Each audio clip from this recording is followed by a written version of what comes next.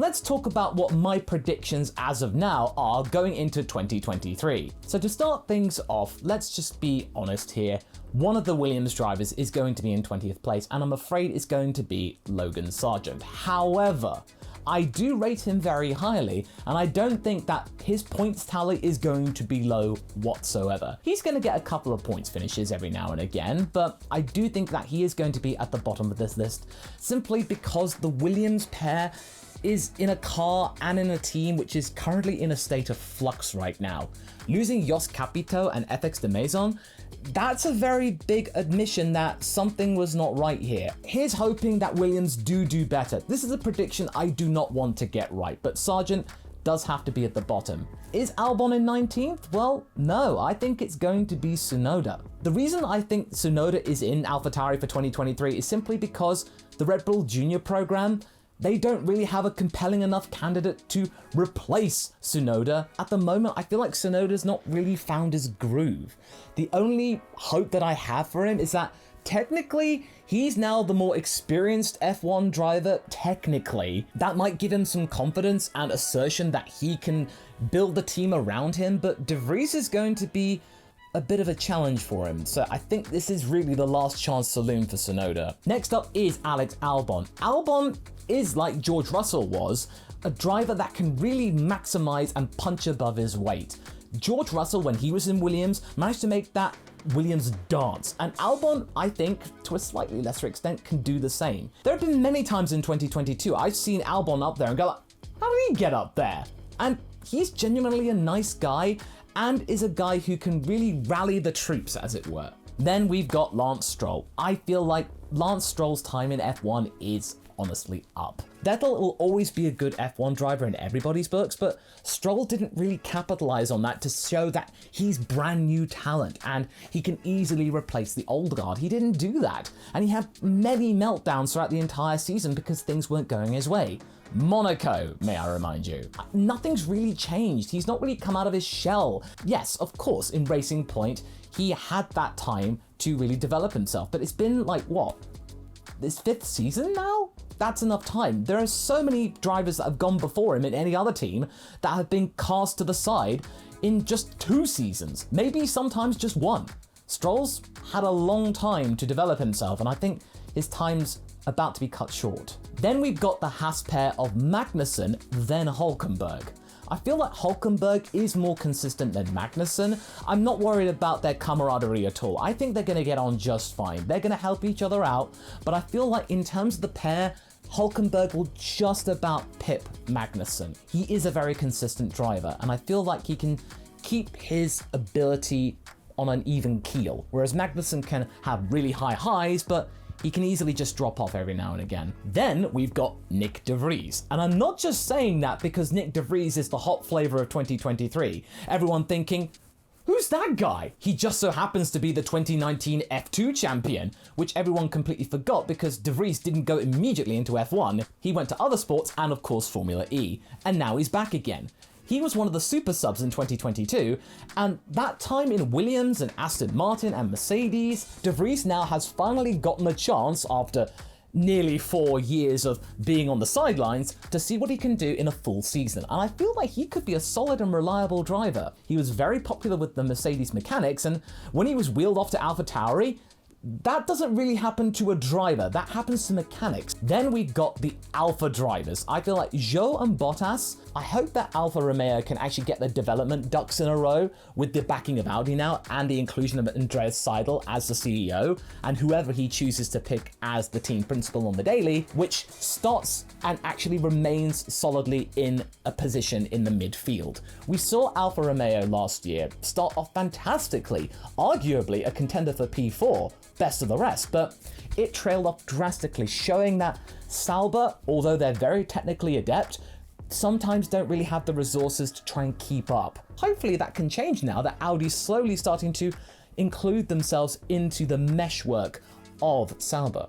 I feel that Bottas will pit Zhou, but Zhou I feel has warranted another couple of seasons because he did a really good job. He was very solid, he was very quiet. That's what you want to do in a rookie season. If you're not going to set the world alight like Lewis Hamilton did in 2007, you want to just keep your nose down, learn how F1 works, and build yourself up as a respectable driver, and you can improve from there. Audi may not see a future with Zhou. Zhou's got to really pull his socks up to warrant another season, because I feel like Audi might also bring their influence in, but I want him to stay. And Bottas, oh, everybody likes Bottas. I think he's fine, unless Audi don't want him either. Then we've got Esteban Ocon. Why have I got him below Gasly, I hear you say? Well, I feel that Ocon is a little bit more temperamental, and I know that Gasly has been very temperamental in 2022, but that was mainly to do with the stewards and off-track excursions and all that kind of stuff. He was not in a good position because AlphaTauri, who had been doing really well the year before and the year before that, had suddenly fallen off a cliff. Not really understanding what was going on really got Gasly down the dumps, despite being a very nice guy and very popular on social media thanks to the likes of Drive to Survive, and him liking a lot of things on Instagram. But I feel that Ocon is just a kind of person that, whilst he is a very amiable person off track and the PR guru's best friend, I feel that on the track, he's a very belligerent driver, and the reason why he'll end up in 11th is mainly down to the fact that he'll get himself into quite a few scrapes, hopefully not with his teammate, and also maybe the bearer of a couple of inconsistent finishes. So that's the reason why he's in 11th place. Who's between him and Gasly? It's going to be Oscar Piastri. Like with Zhou, I think that Piastri has just got to keep his head down and just get on with the job, learn from Lando Norris, get to grips with the McLaren team, and just don't court controversy, because his moving from Alpine to McLaren stoked the ire of many people and made him out to be a bad boy, where I don't think that Oscar Piastri is a bad boy. I saw him when he took the championship in 2021. He didn't cause any issues with the drivers. He was just a driver that won the championship, and quite convincingly so too. He got the McLaren seat on a technicality. Well, that's just working smart. That's just Mark Webber, his manager, doing what a manager's supposed to do for their drivers, which is get the best deal possible. But needless to say, I think Piastri's first season is going to be relatively quiet. I think quite a few low top 10 finishes, but certainly a more consistent teammate to Norris than Ricciardo. But is he going to beat Norris? I'm not so sure about that. Norris, in the right machinery, can do wonders, and even the not so great machinery can pull out some blinders and unexpected twists. I'm going to actually go really bold here and go Fernando Alonso in 8th place. Wait, Aston Martin that high up? Well, yeah, Alonso is a mercurial talent, and one of the reasons why I absolutely adored Alonso for the longest time was 2012. That Ferrari was a dog. It got better, but I could see him pull the absolute best out of that car, which wasn't a good car, and just rally the Ferrari team behind him, give them hope in a season where they really weren't expecting to do anything of merit. They managed to actually come up with something good. Ever since, I just saw that Alonso can really bring the best out of a team. But at the same time, when things don't go his way, things can turn sour very quickly, as we saw in 2018 and 2017 with McLaren, and 2022 with Alpine. And that was a real shame, because I thought that was a really romantic return to form, going back to Enstone, but guess it wasn't to be. But I feel that Alonso will be able to wring the neck of that Aston Martin car. And this will be the first time he's been in Mercedes-powered machinery ever since 2007, when he was with McLaren the first time around. Here's hoping that this multi-year contract actually ends up with something that is pretty harmonious. Then we got Lando Norris. He is going to be the best of the rest. Norris simply is a very fantastic, consistent driver, very popular with the fans and the other drivers, and can do the business. I've not really got much else to say other than the fact that Norris is going to be P7. Carlos Sainz. Carlos Sainz has done a lot better than Ferrari expected him to be. Just a solid number 2, but no. He's actually been able to do the business sometimes when Leclerc has faltered. Because remember 2021? He outscored Leclerc. That's not something Ferrari expected, and gave them and their driver academy program a very big headache. Had Sainz not performed as well, you could easily have seen Mick Schumacher going to Ferrari in 2023 after the 2-year term had expired, but no. Mick Schumacher's out on his bum and now with Mercedes, and Sainz has now gotten a multi-year contract. Unfortunately, I feel that the reliability issue is going to rear its ugly head again.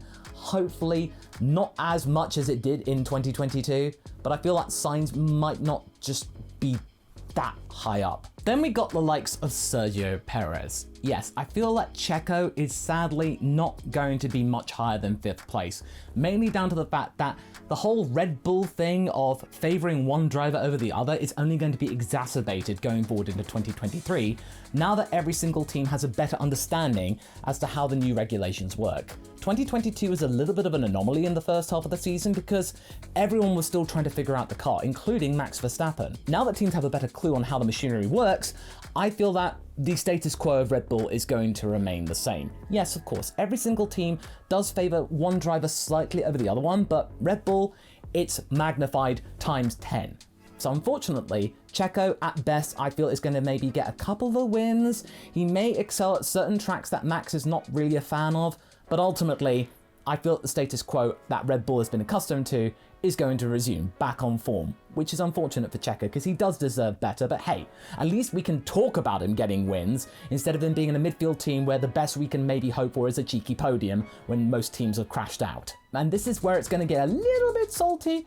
Leclerc in 4th place. Why Leclerc in 4th place? Again, the reliability thing is going to probably still be an issue for Ferrari now that Mattia Binotto's gone and they're trying to still figure out their direction, but hopefully it's slightly less fragile than it was in the previous season. But I do respect what Ferrari did in building a very fast car from the get-go and then fix the reliability later, because it's better to fix the reliability than trying to make a very slow car fast. There's less guesswork involved. I feel it's going to be a very long period in which to try and understand that. So Leclerc, unfortunately, I don't think this is going to be his year because I feel like Mercedes are going to be right back in there again. And Hamilton not being the best driver, I feel like he's going to be in 3rd place. He will return to form in winning quite a few races this season, but I feel like the 2 other talents at the top 2 might get the better of him. Do I feel like he's going to retire at the end of the season? I don't think so. I feel like he's going to stay for the next couple of seasons while this current regulation set is in motion. And when 2026 comes along, he'll probably call it a day at the end of 2025 and there'll be a replacement going forward. He's going to be right up at the top still, but I feel like unless something really big happens with Red Bull and their penalty causes them to go back into P3, I feel like Hamilton at best may be P3, P2. Not too sure. But here's hoping we might get some even more competition, and I could easily be wrong. But who is going to be the champion? Well, I feel like it's going to be George Russell. Why? Well, it's all to do with a certain driver in the 1980s. Keke Rosberg, in 1982, the father of Nico Rosberg, won the title then by only winning 1 race. Consistency is king. If you can finish right up there and maybe get the occasional win, you could actually win the title anyway without actually dominating. You're just there. And George Russell is always there. Those first dozen races or so, he was in the top 5 all the time, and he was contending for the title. Up until the last minute, he was technically in the line for P2.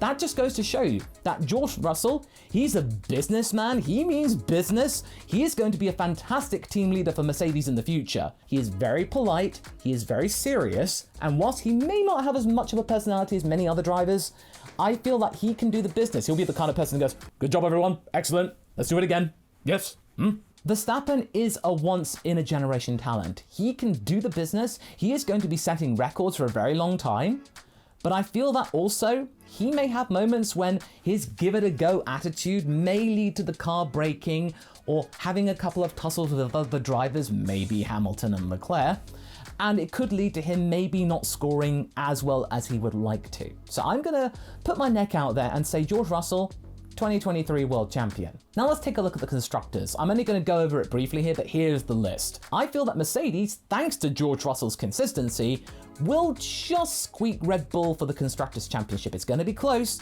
but it'll be enough. Red Bull will certainly be up there, and I feel that with Mercedes' potential return to form, Ferrari might see themselves out in the cold. But again, the top 3, I feel like it's only going to be within a couple of dozen points or so. It's going to be tight, and a single DNF or a slightly tricky weekend could make the difference entirely. McLaren, maybe slightly closer than they were to the top 3 in 2023.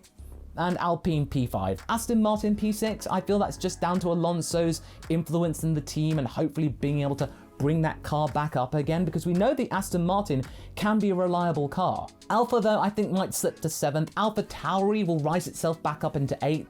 Haas down to 9th, simply down to the fact that they really don't have the resources. And same goes for Williams, I'm afraid. But hopefully the P9 battle is a close one instead of Williams being relatively distant from everybody. Here's hoping. But again, I could easily be wrong with all of this. Do let me know in the comments what you think and what your predictions are. I'd love to know.